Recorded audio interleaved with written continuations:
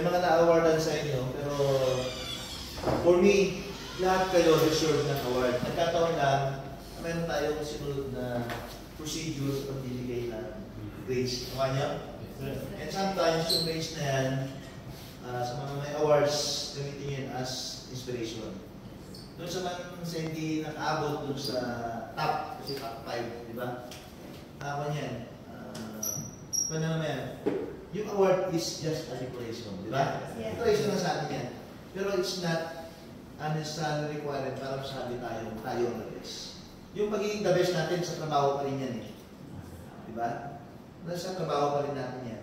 Maaaring ngayon sila inawadan sa mga susunod na trainings. Ngayon naman, di ba? So, it's just a matter of grade. But still, siyempre, congratulations sa mga may award kasi they deserve it. Ano sa trabaho natin bilang absent, especially bilang X-ray operator? Ito lang ilagay niyo sa sarili niyo. Mayroon kayong moral obligation na gawin niyo yung trabaho niyo.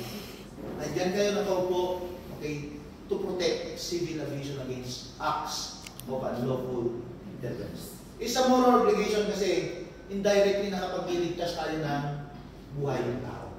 So nga niyo? At kayo naman, through your profession, sinasabi ko, the beauty of a profession as ABSEC, kung na niyan, pagkakakilanlan na natin yan. That is our line of profession na kailangan natin ipagmalaki sa ibang tao. And sa mga may opportunity pa na gamitin yan for a much higher, di ba? Opportunities in life, gamitin ninyo yan. Huwag lang kayong manatili na nandyan kung may pagkakataon. But if masaya na kayo sa position ninyo, so mahalin natin lang ito. Pag malaki natin at maging dedicated tayo, ipakita natin na we are professionals at our own right as an ABSEC X-ray operators. That's it. Thank you so much at God bless sa atin. Thank you so much, sir.